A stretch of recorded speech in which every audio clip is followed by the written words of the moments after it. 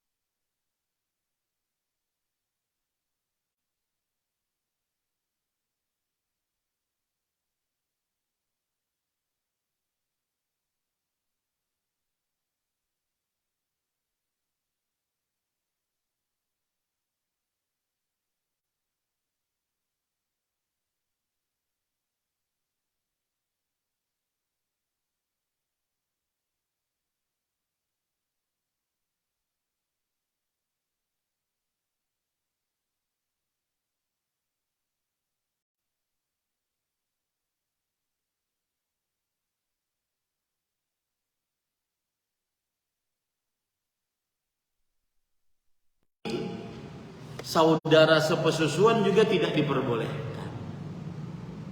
Ya. Keponakan dari saudara sepesusuan juga tidak boleh. Misalkan nih, saya punya saudara sepesusuan. Saya menyusu dengan seorang ibu. Saudara sepesusuan saya ini punya anak. Ini sama keponakan saya, persis. Atau saya mempunyai adik, ya, adik saya ini nanti punya anak adik saya ini apa namanya?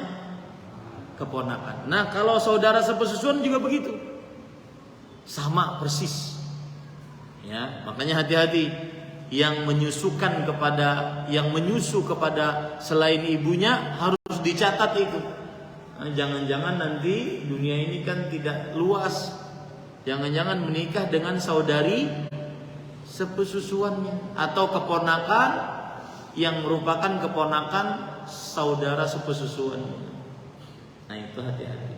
Baik.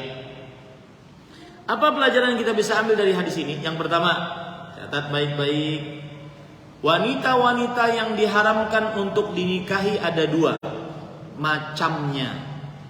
Yang pertama, wanita yang diharamkan untuk dinikahi selamanya. Yang kedua, wanita yang diharamkan untuk dinikahi terbatas dengan waktu. Ada dua macam ya. Wanita yang diharamkan untuk dinikahi selamanya nggak boleh dinikahi. Yang kedua, wanita yang diharamkan untuk dinikahi terbatas dengan waktu. Baik. Kita berbicara dulu wanita yang diharamkan untuk dinikahi selamanya. Ada kira-kira 7. Yang pertama yaitu ibu, nenek, terus ke atas. Ini haram untuk dinikahi. Ya, ibu yang merupakan ibu kandung kita, kemudian terus ke atas nenek, terus ke atas buyut, ya perempuan kita haram untuk dinikahi. Satu. Yang kedua, bawah kita, anak perempuan kita, cucu perempuan kita, cicit perempuan kita, terus ke bawah haram untuk dinikahi selamanya, nggak boleh dinikahi. Yang ketiga, saudari sekandung, saudari, entah itu kakak, entah itu adik, pokoknya saudari perempuan, sekandung atau sebapak atau seibu, haram untuk dinikahi. Paham nggak sebapak atau seibu? Paham ya? Paham ya? Saudari sekandung, sekandung itu berarti saya punya saudari, bapaknya sama, ibunya sama. Atau sebapak, saya punya saudari, bapaknya sama, ibunya beda. Atau seibu, saya punya saudari, ibunya sama, bapaknya beda. Ini haram untuk dinikahi. Itu yang keberapa? Yang ketiga. Yang keempat, yang keempat, keponakan perempuan. Keponakan perempuan. Keponakan perempuan itu baik anak dari saudari perempuan kita, keponakan perempuan, anak dari saudari perempuan kita. Misalkan nih, saya punya saudari, punya anak perempuan. Nah, ini tidak boleh untuk dinikahi selamanya. Yang kelima, saya punya saudara laki-laki. Saudara saya ini punya anak perempuan. Keponakan juga namanya kalau dalam bahasa Indonesia. Ini juga tidak boleh dinikahi. Itu yang kelima. Ya. Anak perempuan dari saudara laki-laki. Itu yang kelima. Anak perempuan dari saudara laki-laki. Itu yang kelima, tidak boleh dinikahi. Haram ilal abad, selamanya nggak boleh dinikahi. Yang keenam adalah bibi. Dalam bahasa Arab al-ammah. Al-ammah itu adalah bibi dari saudari bapak. Bapak kita, saya punya bapak.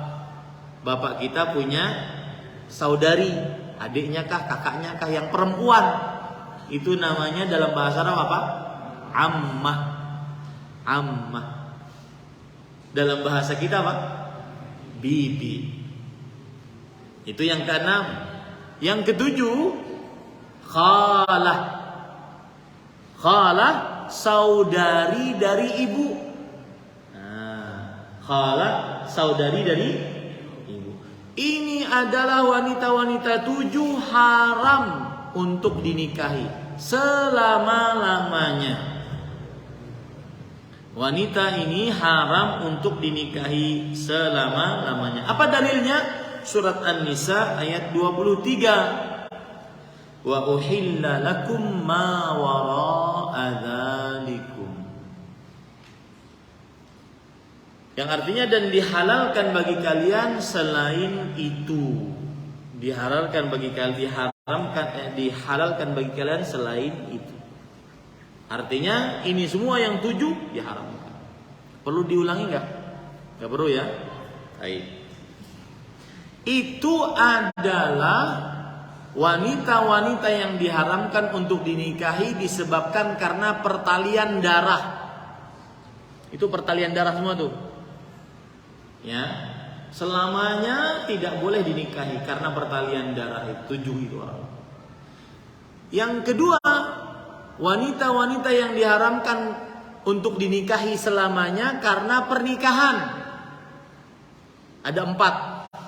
Karena pernikahan diharamkan untuk dinikahi ini wanita. Ada 4. Yang pertama, ibu mertua. Ya, ibu mertua. Misalkan ada seorang lelaki menikah dengan seorang perempuan.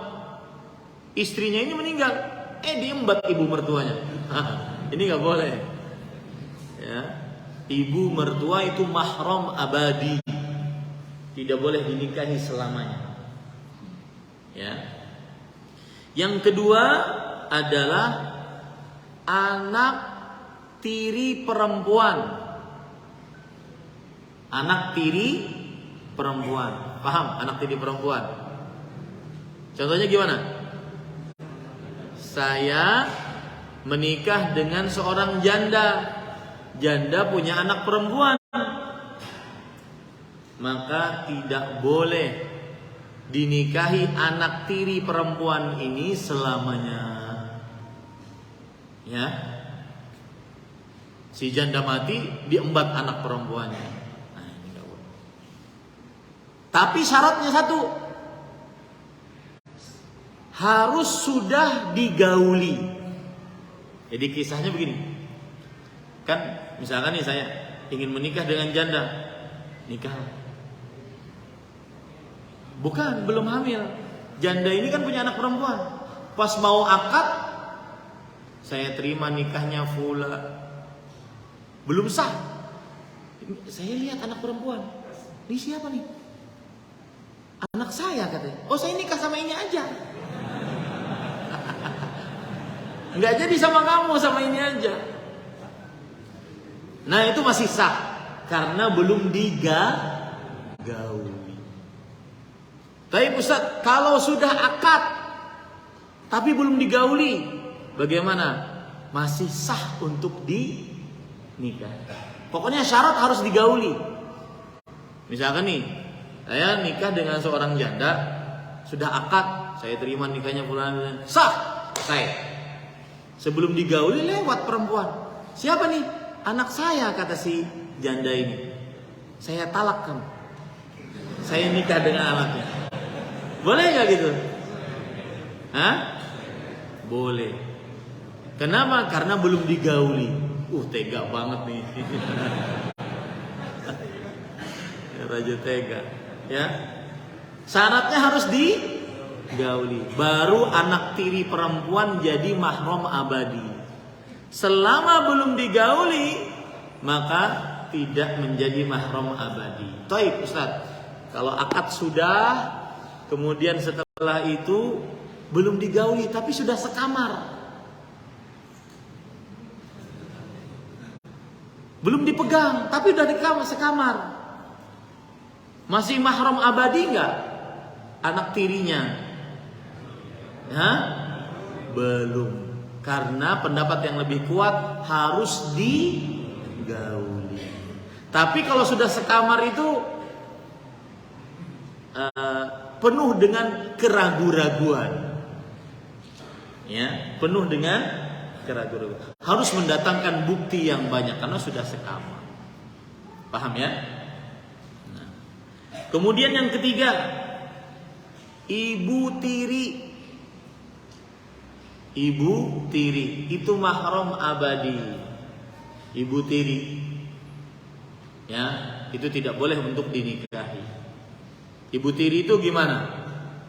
Kita punya bapak, saya nih laki-laki punya bapak, persis seperti sekarang kejadian di keluarga saya. Jadi ceritanya tahun 2015 ibu meninggal, rahimahullah. Sudah 7 bulan tuh bapak sedih, murung gitu, diam. Kan orang tua saya mensyaratkan saya mau pulang ke Indonesia, tapi orang tua harus tinggal di rumah saya. Saya bikin rumah yang lumayan besar, kemudian saya tinggal dengan orang tua saya agar saya bisa berbakti. Bapak ibu setuju, saya siapkan sebuah kamar. Setelah ibu meninggal, maka tinggal bapak sendirian. Kita sebagai anak kan tidak seperti mama merawat bapak, sedih, murung. Suatu hari bapak saya bercerita ke saya, saya dipanggil Jain di rumah. Itu ada teman bapak, umurnya 70, nikah lagi, dapat perawan. Mantep kan? 70 dapat perawan. Oh, saya bilang, iya kah, begitu kabar? Habis itu saya lihat kok roman-romannya ingin nikah lagi nih. Saya tawarin bapak mau. Senyum. Wah. Ya, kita nggak boleh kita sayang kepada ibu yang sudah meninggal. Kita ingin bakti kepada ibu. Tapi kita juga harus memperhatikan perasaan bapak.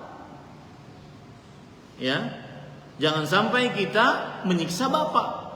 Kita merawatnya tidak seperti kita bisa merawat ibu merawat bapak. Minimal kan garukin badan belakang. Gak bisa kita.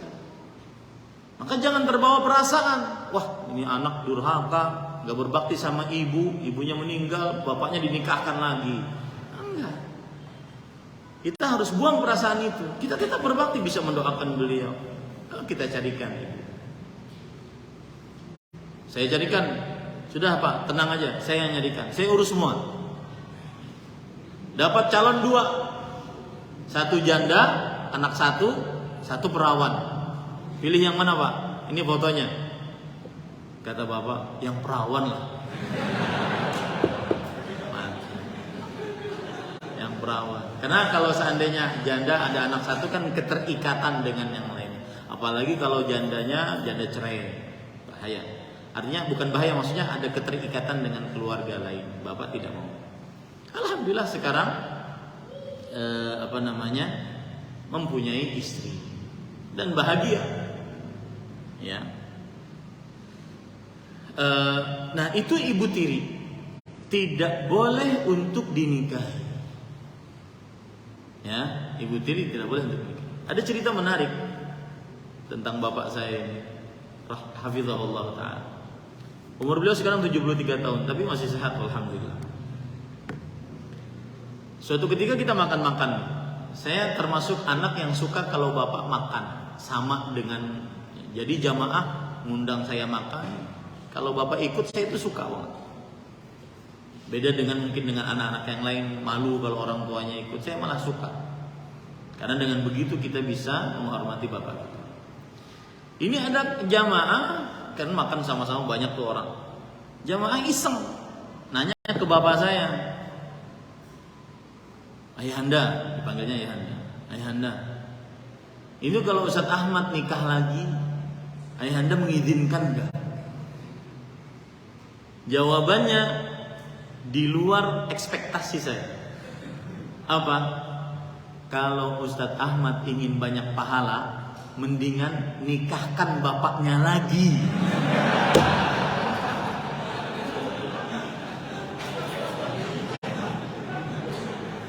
Saya kira cupu, ternyata suhu.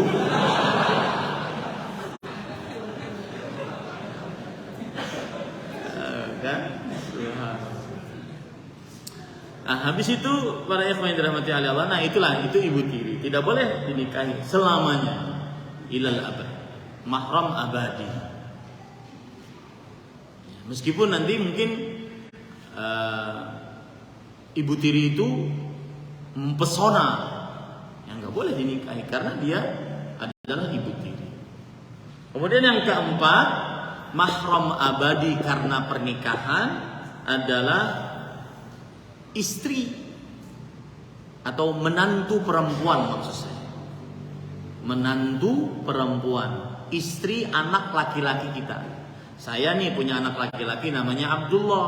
Kalau Abdullah nanti menikah dengan seorang perempuan, ini mahram abadi dengan saya. Tidak boleh dinikahi. Nah, itu adalah berapa tuh berarti?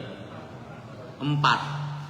7 dari pertalian darah, 4 dari pernikahan. Berapa tuh? 7 tambah 4 11. Ya, 11 wanita yang merupakan mahram abadi tidak boleh dinikahi. Nah, kemudian para ikhwan yang dirahmati oleh Allah, adapun wanita-wanita yang mahramnya terbatas dengan waktu, terbatas dengan keadaan, bukan abadi mahramnya. Seperti saudari istri, itu mahram, tapi terbatas. Kapan istri meninggal, boleh diembat saudarinya. Paham nggak? Saudari istri. Makanya itu mahram terbatas. Ya, mahram terbatas. Yang kedua adalah mahram terbatas bibinya istri. Bibinya istri. Apabila istri meninggal, maka boleh menikah dengan bibinya istri. Tapi ketika istri masih hidup, tidak boleh menikah dengan bibi istri. Tidak boleh menikahi seorang perempuan dengan bibinya digabung, nggak boleh. Kenapa? Karena bibi itu bagaikan ibu. Ini saya menikah dengan seorang perempuan, lalu saya menikah lagi dengan bibi dari perempuan ini, nggak boleh. Karena bibi itu bagaikan ibu. Yang ketiga,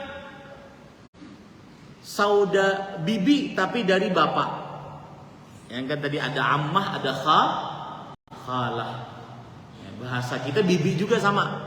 Ammah itu saudari dari bapak, khalah saudari dari ibu. Ah, itu tidak boleh dinikahi. Ya, bibinya istri, baik itu saudari dari bapaknya istri atau saudari dari ibunya istri, tidak boleh untuk dinikahi. Paham ya maksud saya? Bibi istri pokoknya nggak boleh dinikahi. Bibi istri, paham ya? Bibi istri tidak boleh untuk dinikahi.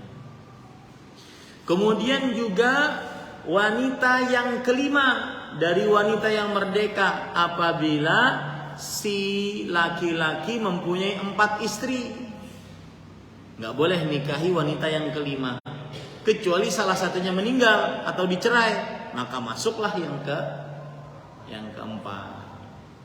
Nah, ini mahram, artinya diharamkan untuk dinikahi, terbatas waktunya. Karena sudah punya 4 istri, maka tidak boleh menambah, kecuali kalau berkurang, entah karena mencerai atau karena meninggal, maka boleh masuk 1 lagi. Itu yang selanjutnya. Kemudian wanita yang diharamkan untuk dinikahi yang selanjutnya adalah wanita pezina sampai bertaubat. Wanita pezina sampai bertaubat. Apabila ada seorang laki-laki berzina dengan seorang perempuan, maka ini tidak boleh menikah dua-dua ini sampai bertaubat dua-duanya baru menikah. Atau seorang lelaki berzina dengan seorang perempuan, lalu perempuan ini dilamar oleh laki-laki lain, maka tidak boleh dinikahi perempuan yang berzina ini sampai bertobat baru dinikahi. Wanita yang berzina tidak boleh dinikahi sampai bertobat. Ya, dan saya nasihatkan agar menjaga anak perempuan kita, terutama antum di kota besar, di kota metropolitan, pergaulan bebas, ya, apalagi kita di media sosial ditunjukkan yang seperti itu. Itu wajib kita protes itu. Wajib protes itu. Ya, wajib kita bikin konten yang memprotes itu. Kan perempuan anak 14-an, 15-an kemudian diwawancarai, fulana kapan ini siapanya? Pacarnya, peluk-pelukan. Ini haram untuk diperlihatkan. Wajib kita protes itu. Kalau tidak bisa kita protes, ya bikin konten bahwa hal tersebut haram, sehingga kita bisa bernahi mungkar. Jangan dibiarkan itu. Antum-antum yang bisa bikin konten itu haram. Dan itu saya lihat di kota lain sudah mulai. Anak-anak umur 13-an, 14-an diwawancarai, siapa ini? Pacar saya. Kapan pacaran? Sejam yang lalu. Sambil gelendotan. Pemandangan yang sangat keji. Dan saya berpikir pertama kali itu ketika perempuan seperti itu, mana nih bapaknya? Dan yang pertama kali bertanggung jawab atas perempuan seperti itu keluarga laki-lakinya, kita. Ya, hati-hati. Apa dalilnya Ustaz kita yang bertanggung jawab? Rasulullah SAW bersabda, Allah berfirman dulu, ar-rijal qawwamun 'alan nisa. Para suami pemimpin bertanggung jawab atas para perempuan. Rasulullah SAW bersabda, ar-rajulu ra'in ala ahli baiti wa huwa mas'ulun 'anhu. Seorang lelaki pemimpin atas rumah tangganya dan penanggung jawab atas keluarganya. Ya, hati-hati. Jangan sampai kita ngaji di sini di Masjid Solehawa, duduk paling depan, ternyata anak perempuannya bikin konten video seperti itu. Ini sudah sering saya singgung. Hati-hati, keluarga perempuan kita, terutama anak perempuan kita, istri kita. Ketika saya melihat seperti itu, ya, perempuan-perempuan berjoget, bergoyang dengan erotisnya di media sosial, yang pertama kali saya pikir, ini keluarga laki-lakinya mana? Ternyata mungkin keluarga laki-lakinya yang memvideonya. Allah. Dan ada istilah di dunia anak muda, ada istilah RL, real life. Real life-nya pakai jilbab. Kalau keluar rumah pakai jilbab. Kemudian ada istilah alter. Artinya alternatif. Alternatifnya kalau sudah pulang ke rumah, masuk kamar, di kamar ada kamar mandi, kalau ingin makan tinggal pesan online. Alternatifnya jualan payudara, jualan pantat, dapat duit. Hati-hati, anak perempuan kita lebih baik kita capek di dunia Pak dibandingkan kita capek di akhirat. Ya, hati-hati.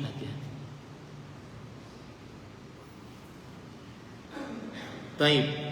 Ahibati fillah, afanillah wa yakum. Termasuk wanita yang diharamkan untuk dinikahi sampai terbatas adalah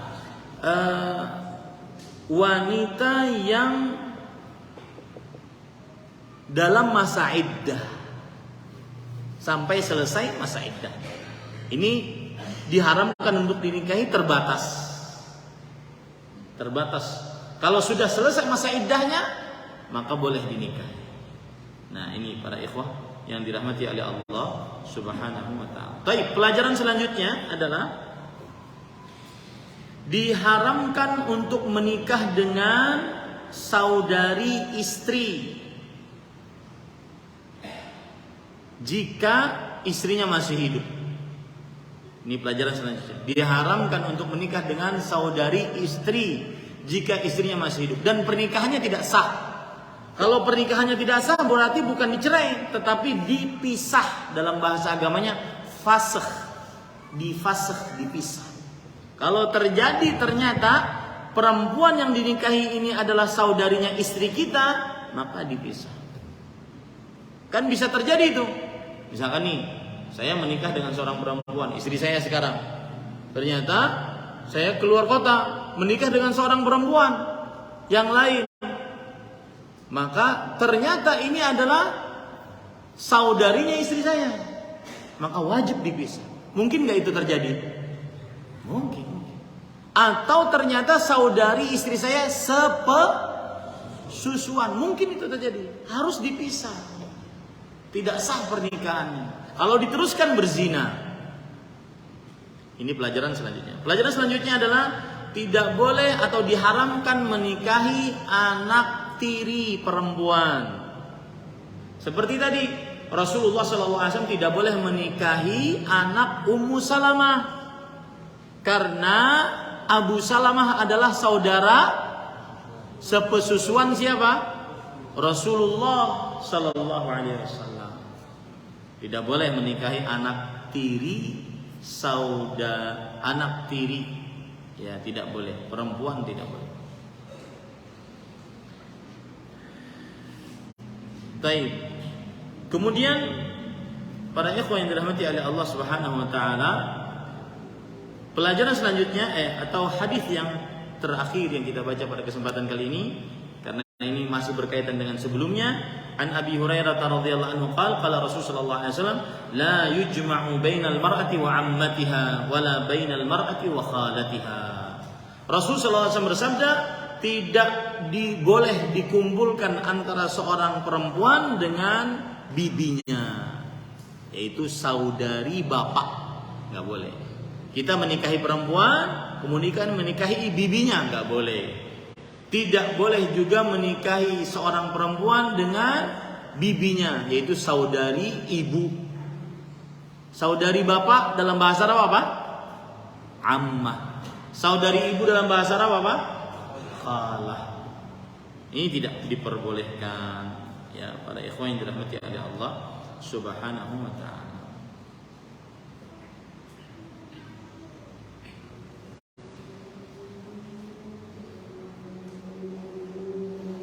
Baik, itu yang bisa saya sampaikan pada kesempatan kali ini.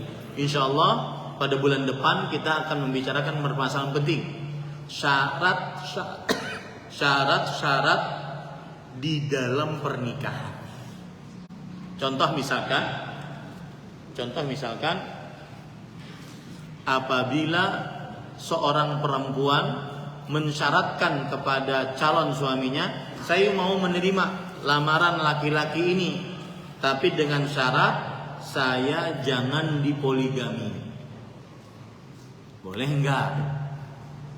Ya, syarat-syarat pernikahan. Saya mau menerima lamaran laki-laki ini, tapi saya tidak mau dibawa ke tempat mertua. Saya maunya di sini. Nah, boleh enggak itu? Ya. Syarat-syarat pernikahan. Ada seorang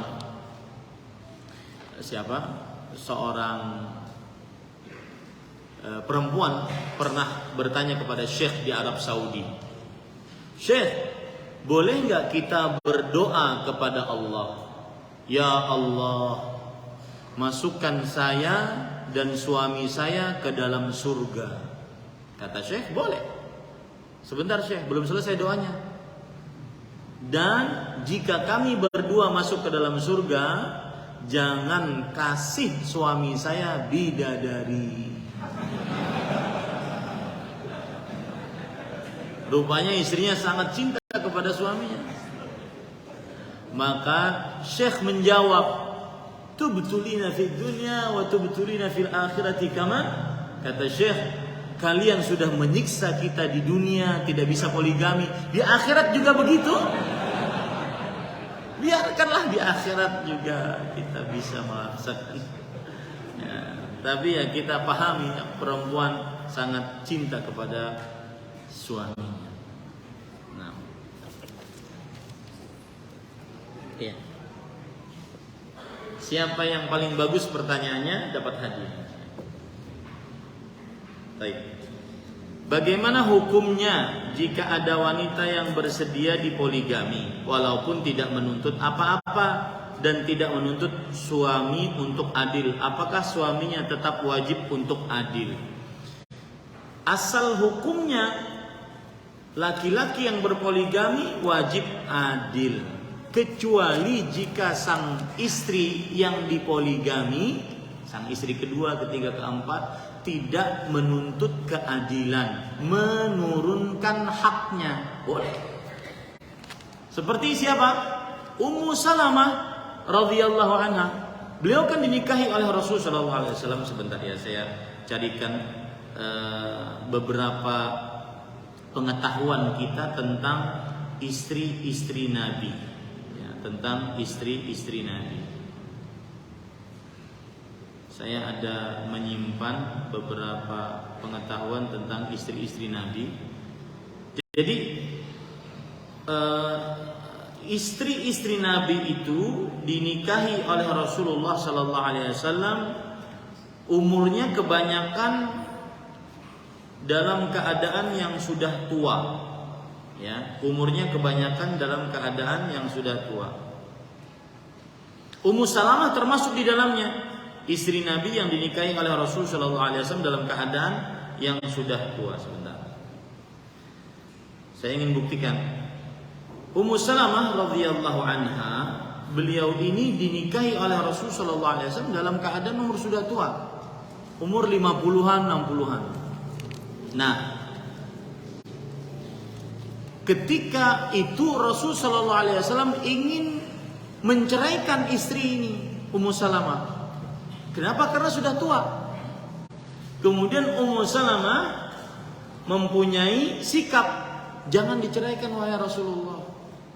Kalau saya sudah tua, tidak bisa dinikmati lagi, maka tetap saya jadi istri engkau. Tapi giliran saya, lihat di situ, giliran saya berikan kepada istri yang lain. Nah, kalau keadaannya seperti itu tidak mengapa. Dia rela untuk tidak disikapi oleh suami dengan secara adil. Tapi asal hukumnya suami yang berpoligami wajib adil. Makanya saya sering menasihatkan, kalau perempuan dilamar oleh laki-laki dan perempuan itu adalah istri kedua, istri ketiga, istri keempat, maka lebih baik ada pernyataan dari istri pertama bahwa memang istri pertama mengetahui, bukan minta izin, karena tidak akan pernah diizinkan. Itu pengalaman pribadi sudah, nggak akan diizinkan, ya, tidak akan diizinkan. Minimal mengetahui. Kenapa? Karena ketika istri pertama mengetahui bahwa suaminya sudah punya istri kedua, ketiga, keempat, dia bisa berlaku adil, membagi malamnya. Kecuali istri kedua, ketiga, keempat mengatakan, Mas, tidak mengapa, sebulan sekali kesini nggak apa-apa, ya. Kemudian tidak menafkahi nggak apa. Kenapa? Karena dia janda kaya, ya. Tidak apa-apa. Yang penting saya menikah dengan Mas. Sebulan sekali sini tidak mengapa. Yang tua, yang istri pertama lebih berhak. Wah, enak banget seperti itu ya. Ya. Tidak nafkah juga apa-apa, enggak apa-apa. Maka yang seperti ini tidak mengapa kalau istri kedua, ketiga, keempat menggugurkan haknya. Selama tidak menggugurkan, suami tetap wajib adil. Ya. Dan tapi saya ingin ingatkan, istri yang seperti ini di awalnya oke. Awalnya iya, apalagi kalau sudah punya anak, mulai itu cemberut, Kelamaan yang di sana, di sini nggak diurus. Loh, katanya kemarin begitu peraturannya. Nah, itu. Maka awalnya iya. Tapi terkadang sudah berjalan waktu, apalagi kalau sudah punya anak, maka ada rasa cemburu. Itu pasti antara perempuan. Ini ilmunya sih begitu, saya juga nggak tahu ya. Ilmunya begitu, saya juga nggak tahu.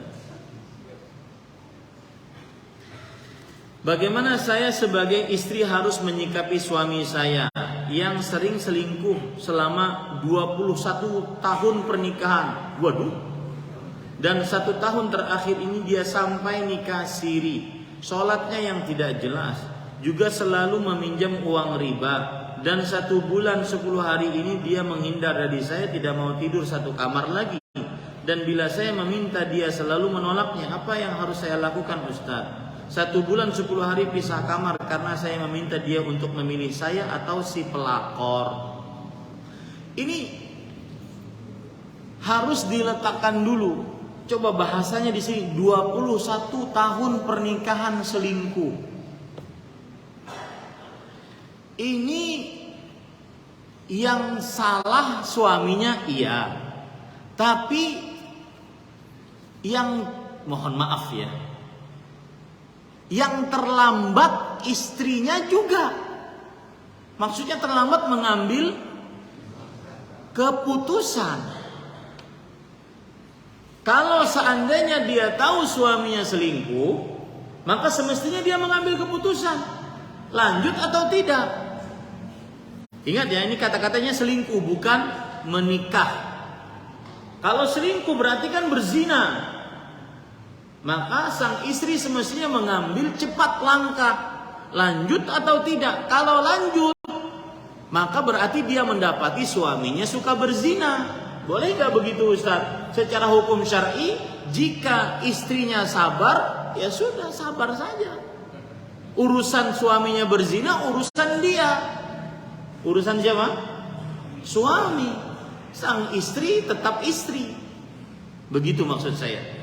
Sampai 21 tahun selingkuh. Ini berarti kan suaminya sering berzina. Maksudnya begitu yang saya pahami. Selingkuh, berzina sampai 21 tahun. Nah, ini ya betul suaminya yang salah. Tapi kenapa si istri tidak mengambil sikap? Itu yang saya maksudkan. Sebagian perempuan tidak mau ngambil sikap, Ustadz. Kenapa? Karena kalau dia ngambil sikap akhirnya cerai, dia janda, tidak dapat dia khawatir tidak ada yang mau menikahinya lagi. Karena janda. Ya kalau begitu keputusannya, kalau begitu pemikirannya, kenapa sekarang mengeluh? Paham gak maksud saya? Sudah 21 tahun. Kenapa sekarang mengeluh? Kenapa baru saja minta? Nah kemudian baru nikah. Nikah siri kan? Nikah. Berarti dulu-dulu berzina semua tuh. Sekarang baru nikah. Nah kemudian istrinya minta, pilih dia atau saya. Kenapa permintaan itu baru? Paham gak maksud saya? Yang dulu-dulu zina kenapa gak dipermasalahkan? Sekarang yang menikah resmi kenapa dipermasalahkan? Paham gak? Sebagian perempuan kekeliruannya seperti itu. Giliran benar-benar ingin dipoligami, menikah resmi, minta cerai. Suaminya berzina, enggak minta cerai. Paham maksud saya? Nah, ini jawabannya gimana? Repot juga kita jawabnya. Nah, mohon maaf saya katakan, itulah naqisatu aqlin wa din. Itulah menunjukkan bahwa perempuan kurang akal. Paham maksud saya? Jangan sampai mau dizalimi oleh laki-laki. Kalau nyata-nyata dia selingkuh berarti berzina. Kalau yang dimaksud selingkuh berarti berzina, langsung proses. Panggil keluarga, 2 keluarga besar. Keluarga istri, keluarga suami. Hadapkan antara 2 keluarga besar tersebut. Ini suami, anak bapak sudah berzina. Bagaimana? Lah, giliran suaminya mau poligami malah minta cerai. Suaminya nikah beneran malah minta cerai. Lah 21 tahun yang lalu berzina terus nggak diminta cerai. Paham maksud saya enggak?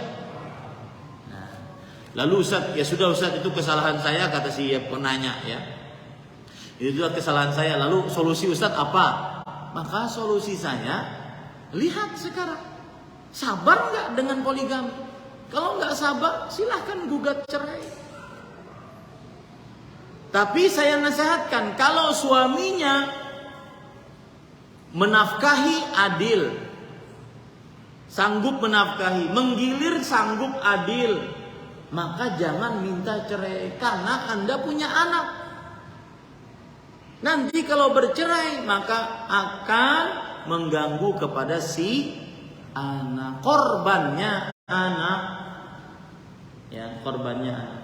Paham maksud saya ya? Nah, ini perempuan-perempuan yang dibawa, jangan sampai terlambat. Suami nggak sholat, dibiarin. Suami selingkuh, arti selingkuh di sini zina, bukan nikah ya, bukan apa? Poligami, karena poligami bukan selingkuh. Suami selingkuh, berzina, dibiarin. Yang penting nafkah aja dia. Jangan dipermasalahkan gitu. Kecuali kalau dia sabar. Kalau dia sabar, ya sudah, berarti terima saja suami seperti itu sikapnya. Apakah istri berdosa? Selama istri membenci perbuatan suami dan menasihati, tidak berdosa. Ya, bahkan sang istri wajib menolong suaminya. Ya, wajib menolong suaminya. Jadi tim kerja agar suaminya tidak berzina lagi. Itu kalau istrinya sabar. Kalau istri tidak sabar, ya gugat cerai. Kenapa? Karena suaminya buruk akhlaknya, berzina. Ya, wallahu a'lam. Adapun sesudah suaminya poligami, benar-benar ini kan syariat, bukan pelakor. Ya, karena kan di situ nikah siri, berarti dia benar nikah. Ini bukan pelakor, istri kedua namanya. Ya, pilih saya atau pilih si pelakor, bukan pelakor, istri kedua. Paham ini pada ikhwan? Jadi istilah pelakor pada istri kedua itu kezaliman. Istilah pelakor pada istri ketiga, keempat itu kezaliman. Karena itu istri. Bahkan tidak ada istilah istri tua, istri muda, nggak ada. Semuanya istri, wajib adil semuanya. Wallahu a'lam. Ustadz, izin bertanya dan mohon nasihatnya. Tolong dibaca dalam hati saja ya Ustadz.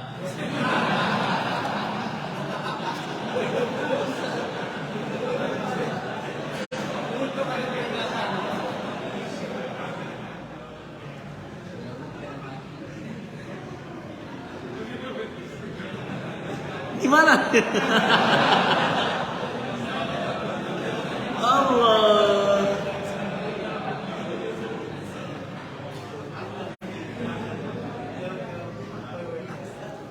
Mungkin suaminya ada di sini.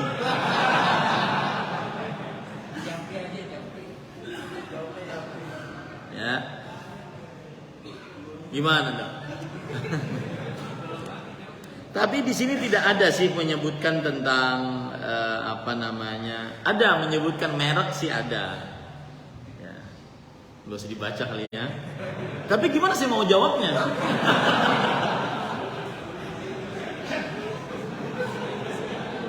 Allah. Ini dapat hadiah nih. Penanya terbaik.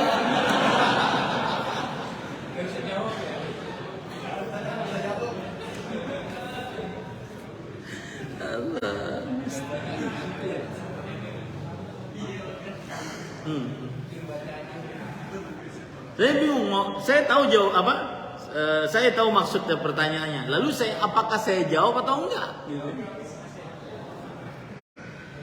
Baik. Yang nulis pertanyaan tadi dapat hadiah. Tolong dibaca di dalam hati saja ya Ustaz. Lalu saya jawabnya gimana, Ibu? Allahu Akbar. Baik. Itu membuktikan bahwa perempuan itu persis yang diberitahukan oleh Rasulullah SAW. Innal mar'ata khuliqat min dhila' wa inna a'waja syai'in fi dhila' a'lahu.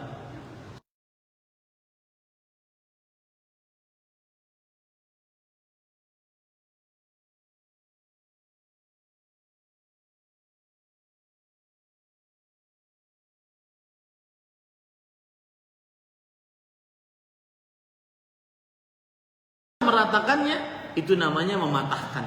Mematahkannya berarti mencerai. Maka bagi para pemuda yang belum menikah, nikmati saja kebengkokannya, nikmati. Ya, nikmati saja kebengkokan. Mau apa? Sen kanan belok kiri, nikmati saja. Jadi saya sering tuh nyetir mobil, kemudian istri saya di samping. Tuh lihat. Sen kanan belok kiri. Saya tanya kepada umum, kenapa begitu? Mungkin sedang banyak pikiran.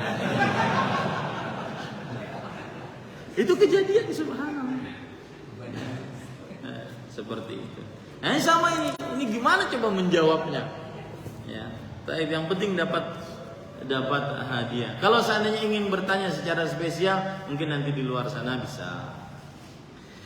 Taib, jika seorang istri meninggalkan suami dan anak bertahun-tahun karena ada permasalahan keluarga atau rumah tangga, apakah itu sudah otomatis cerai karena setelah itu juga istri tidak diberi nafkah lagi? Dan apakah boleh wanita tersebut menikah kembali dengan laki-laki lain karena dianggap sudah bercerai? Tidak. Selama seorang perempuan menikah dengan seorang laki-laki dan belum keluar kata talak dari seorang lelaki tersebut, maka statusnya masih suami istri. Mana yang angkat tangan? Mana tadi? Kalau pengadilan gimana? Baik. Selama suami belum mengucapkan kata talak, ya, maka tetap pada posisi suami istri meskipun bertahun-tahun. Dan ini sering terjadi perempuan yang terzalimi.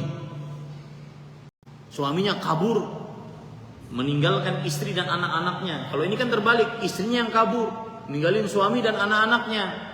Maka istri tersebut, perempuan tersebut masih statusnya sebagai istri. Lalu bagaimana bisa melepaskan status itu? Dia pergi ke pengadilan. Kemudian dia angkat permasalahannya, pergi ke kantor urusan agama. Nanti kantor urusan agama memberikan rekomendasi, angkat permasalahannya ke kantor pengadilan. Kalau sudah ditentukan oleh hakim, maka pada saat itu keputusannya mengikat. Keputusannya apa? Mengikat. Makanya saya katakan jangan asal hukumnya tidak cerai. Statusnya masih sebagai istri atau suami istri selama belum ada kata cerai dari suami. Berapa tahun pun. Nah, otomatis kadang-kadang perempuan terzalimi di sini. Untuk melepaskan statusnya dia pergi ke pengadilan. Kalau nanti sesudah keluar keputusan pengadilan agama, itu keputusan mengikat. Suami kemudian menuntut istrinya, kamu masih istriku, kenapa menikah dengan yang lain?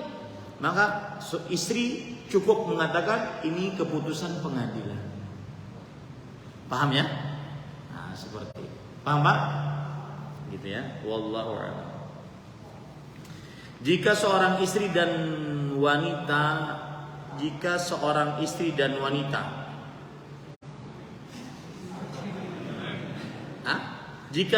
istri dan wanita, apakah sampai kapanpun akan tetap menjadi seorang istri? Kalau belum diceraikan oleh suami dan diceraikan oleh mahkamah atas aduan dia sampai kapanpun. Dan apakah jika misal tetap menikah lagi sebelum perceraiannya belum terjadi diputuskan oleh mahkamah atau pengadilan agama, pernikahan tersebut tidak sah atau jatuh zina? Iya, tidak sah, jatuh zina. Kenapa? Karena statusnya masih istri. Karena saya pernah dengar di kajian, jika seorang wanita menikah resmi melalui negara atau KUA, bercerai pun juga resmi melalui pengadilan agama. Ya, seperti yang saya ungkap tadi. Ini pentingnya mengangkat permasalahan ke pengadilan agama. Kenapa? Bukan kepada ustadz.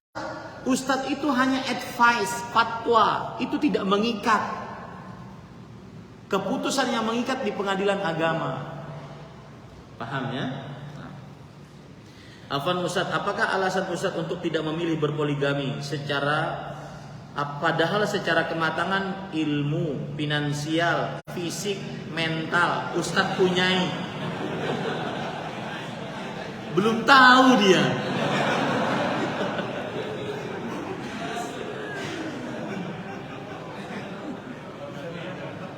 Ini dapat hadiahnya.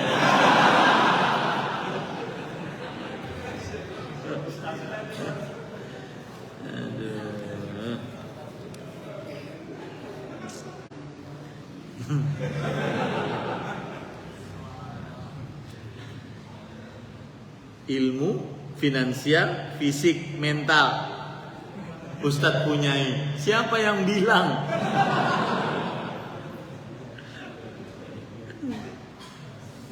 Mudah-mudahan Ubu nggak nonton nih.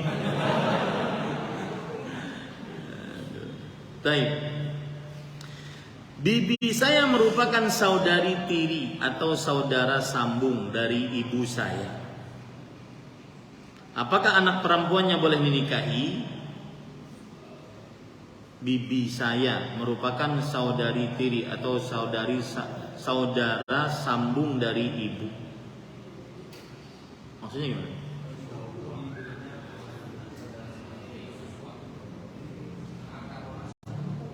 Hah? Siapa yang mau menjelaskan? Bibi saya merupakan saudara tiri atau saudari sambung dari ibu. Satu orang aja. Satu orang.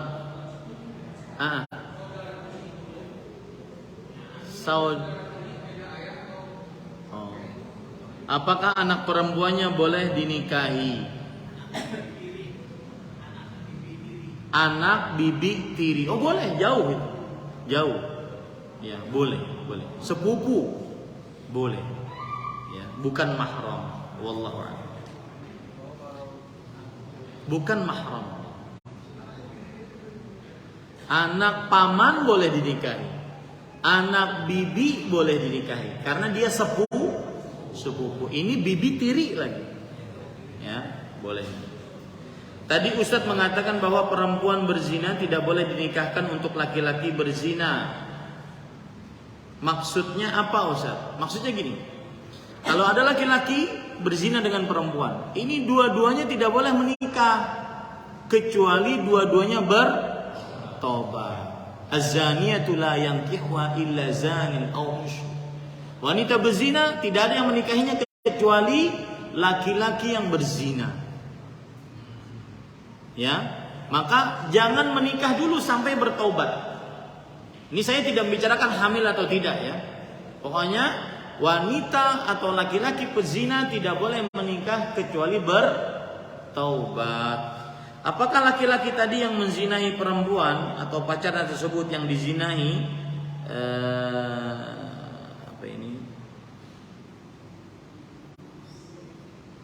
Yang jelas gini, seorang laki-laki yang berzina dengan seorang perempuan boleh menikah setelah dua-duanya bertobat. Nah, lalu bagaimana? Apakah laki-laki yang menzinahi perempuan ini wajib menikahi ini?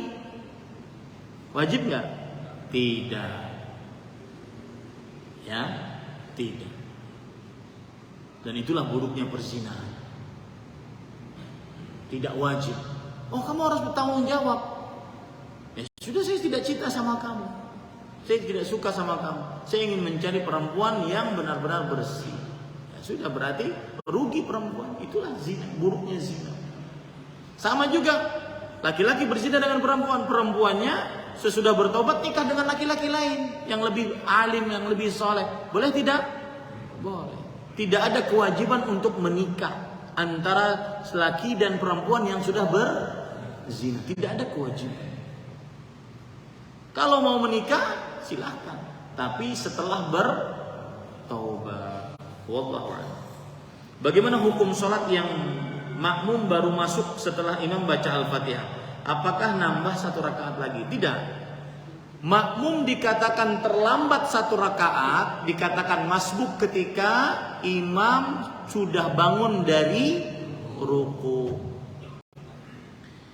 Ya, man adraka raka'atan minar ruku' faqad adrakas salah. Siapa yang mendapati 1 ruku' maka dia berarti mendapati 1 rakaat. Nah, itu hadisnya begitu. Paham ya? Jadi batasannya bukan Al-Fatihah, tapi batasannya apa? Kalau bangun dari ruku'. Ya. Nah. Salat duha 4 rakaat, apa ada tahiyat awal? Asal hukumnya, pendapat yang dikuatkan, sholat sunnah baik itu di siang hari atau di malam hari dilakukan 2 rakaat salam, 2 rakaat salam. Dalilnya Rasulullah SAW bersabda, sholatul laili wan nahar mathna mathna. Sholat siang dan malam 2 rakaat, 2 rakaat. Kalau 4 rakaat gimana? Berarti tidak ada tahiyat al-ula, tidak ada tasyahud awal. Nanti kalau ada tahiyat al-ula atau tasyahud awal itu seperti sholat zuhur, nggak boleh.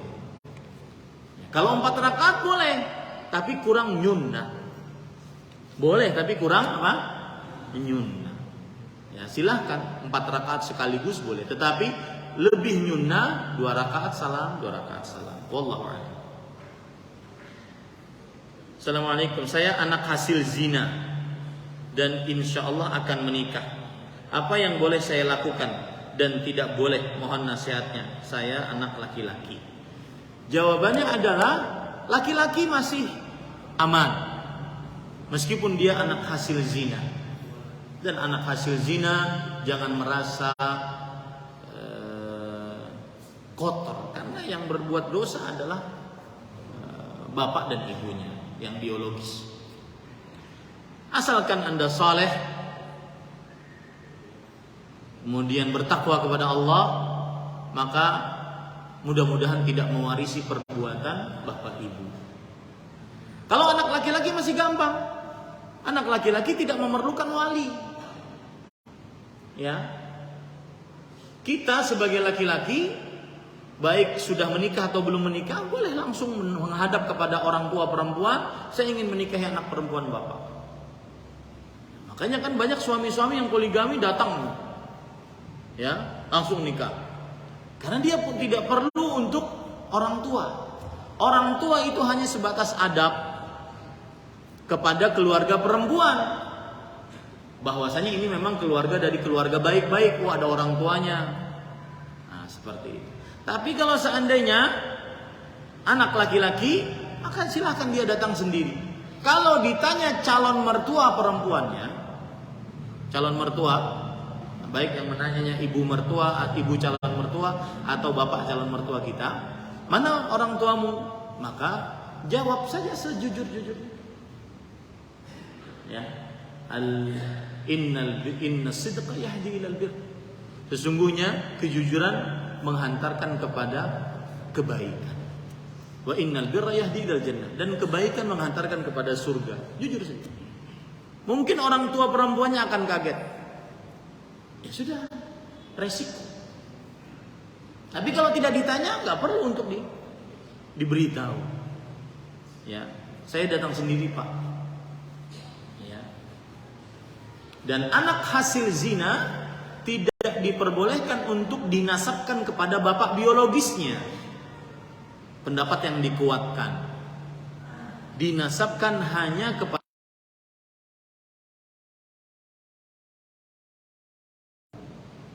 menikah dan bergaul hanya dengan si laki-laki ini. Jadi gini, ada laki-laki berzina dengan perempuan, hamil perempuannya. Sampai sini paham? Nah, ini tidak boleh dinikahi si perempuan ini sampai melahirkan, baru dinikahi. Kalau dinikahi dalam keadaan hamil, pendapat yang lebih kuat nikahnya tidak sah. Ya, maka melahirkan dulu baru dinikahi. Nah, kalau si perempuan ini tidak pernah bergaul, berzina dengan laki-laki lain, dan dia hanya berzina dengan satu laki-laki ini sampai hamil, maka jika mereka menikah, anaknya tadi menurut pendapat sebagian ulama boleh dinasabkan kepada bapaknya ini. Paham sampai sini? Tapi pendapat yang lebih kuat tidak demikian. Tetap tidak boleh dinasabkan. Kenapa? Karena itu bukan pernikahan yang sah, dan itu buruknya zina. Lalu dinasabkan kepada siapa? Kepada ibunya. Misalkan tadi yang anak laki-laki yang aku ini namanya Ahmad. Ahmad binti ibunya, bin ibunya. Dan itu di dalam urusan kantor urusan agama sudah diatur urusan itu.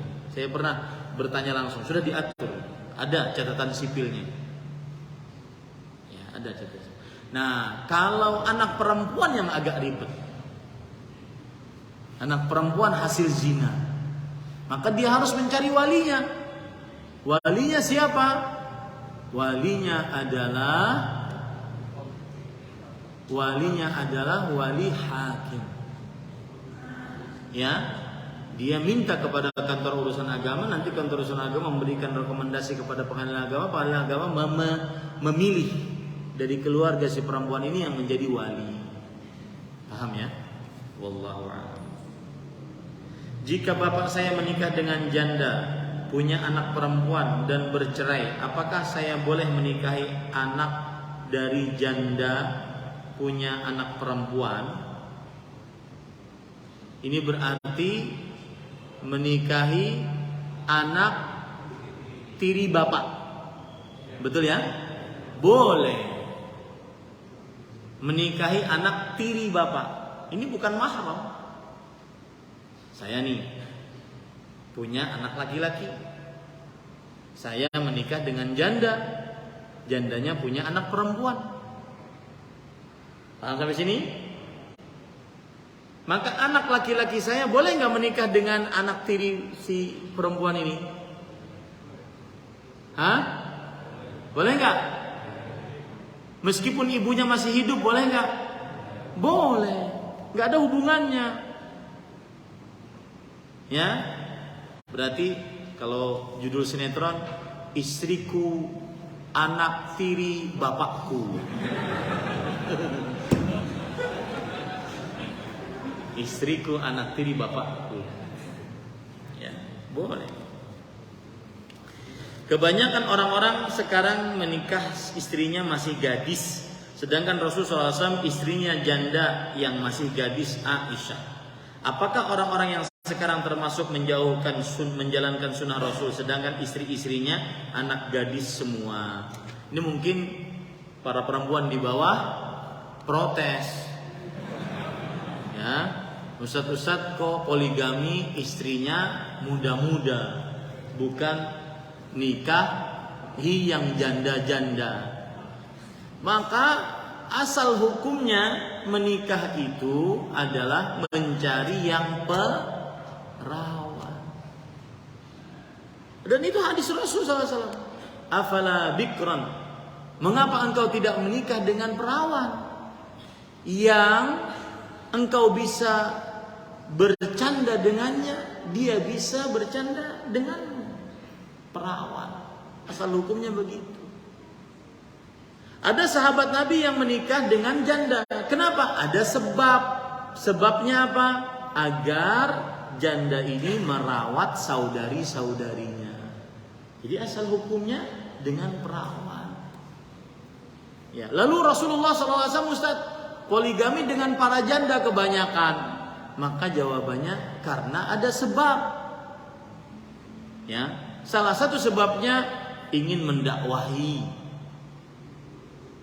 Ya, ingin mendakwahi. Kemudian sebab yang lain adalah karena wanita itu pilihan dan yang lain-lain. Kalau saya pernah bertanya kepada ustadz yang sudah poligami, kenapa nyari istri yang umurnya 18? Umurnya 18. Ya. Maka jawabannya, ya saya tidak ingin rugi 2 kali. Maksudnya rugi 2 kali gimana? Kan kalau poligami otomatis berurusan dengan istri pertama. Setiap kali gilir istri pertama pas mungkin marah-marahan. Nah, saya tidak ingin kalau istri yang kedua umurnya 30, 40 saya rugi dong. Rugi itu maksudnya yang perawan, biar di sini mungkin neraka jahanam, di sini surga.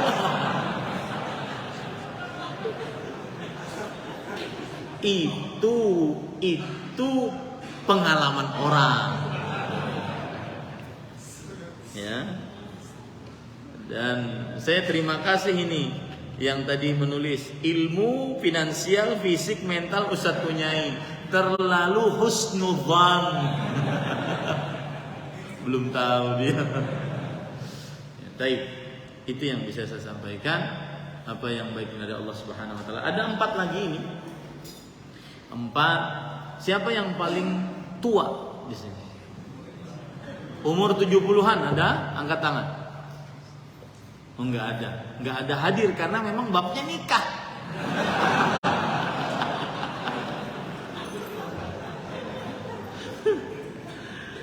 Baik. Yang bulan ini mau nikah.